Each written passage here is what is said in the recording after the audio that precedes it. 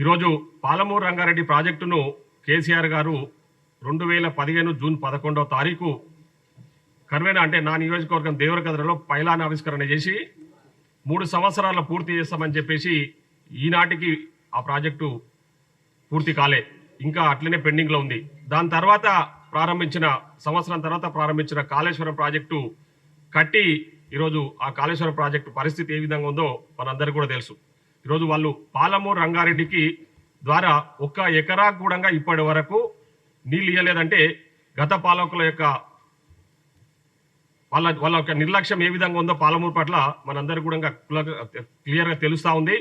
ఇవన్నీ కూడా ప్రజలకు తెలియజేయాలని, పాలమూరును ఏ విధంగా వాళ్ళు వివక్షకు గురి చేసిర్రు, పాలమూరు పేరు మీద ఎంపీగా గెలిచిన కేసీఆర్ గారు పాలమూరు ప్రజలను ఏ విధంగా మోసం చేసిర్రు అనే విషయాలన్నీ కూడా తెలియజేయాలని, పాలమూరు ప్రాజెక్టును ఎందుకు వాళ్ళు నిర్లక్ష్యం చేసిన విషయాలను తెలియజేయాలనే లక్ష్యంతోనే రేపు చలో పాలమూరు రంగారెడ్డి కార్యక్రమాన్ని తీసుకోవడం జరిగింది.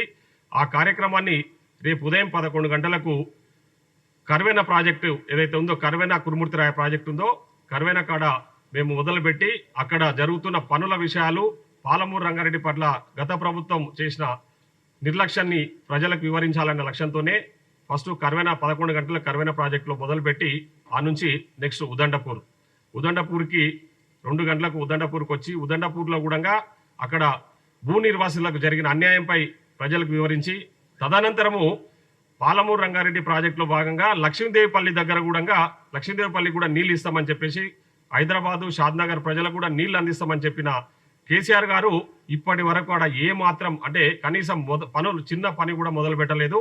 ఆ విషయాలను కూడా ప్రజలకు తెలియాలనే లక్ష్యంతోనే 4 గంటలకు లక్ష్మీదేవిపల్లి చేరుకొని అక్కడ అంటే వాళ్ళు కేసీఆర్ అండ్ టీం చేసిన అన్యాయాలను ప్రజలకు తెలియజేయాలనే లక్ష్యంతోనే రేపు మేము చలో పాలమూరు రంగారెడ్డి కార్యక్రమాన్ని తీసుకోవడం జరిగింది. రేపు మీ మీడియా మిత్రులందరూ కూడా విజ్ఞప్తి చేస్తూ ఉన్నది ఒకటే, రేపు 11 గంటలకు అందరూ కూడా కర్వేన ప్రాజెక్టు ఏదైతే భూత్పూర్ దగ్గర ఉన్న కర్వేన ప్రాజెక్టుకు మీరు అందరూ కూడా చేరుకోవాలని చెప్పి విజ్ఞప్తి చేస్తూ ఉన్నాం. ఎందుకంటే వాళ్ళు చేసిన అన్యాయాన్ని కప్పిపుచ్చుకోవడానికి మీరు చూసింటారు, మొన్న సెప్టెంబర్ 2023లో కేసీఆర్ గారు అంగు ఆర్పాటలతో వచ్చేసి అక్కడ ఒక డ్రై రన్ మోటార్ ఆన్ చేసి మొత్తం పాలమూరు ప్రజలకు నీళ్లు ఇస్తున్నాము, రేపటి నుంచి పాలమూరు సస్యశ్యామలం అయిపోతుందని చెప్పేసి అంటే ఎలక్షన్ కోసము తప్పుడు ప్రచారం చేసి ప్రజలను మోసం చేసే ప్రయత్నం చేసిండు. అవన్నీ కూడా కళ్ళకు కట్టినట్టు రేపు ప్రజలకు వివరించాలనే లక్ష్యంతోనే ఈ చలో పాలమూరు రంగారెడ్డి కార్యక్రమాన్ని తీసుకున్నాం. కాబట్టి అందరూ కూడా అక్కడికి రావాల్సిందిగా మీడియా మిత్రులకు విజ్ఞప్తి చేస్తూ సెలవు తీసుకున్నాం. ధన్యవాదాలు.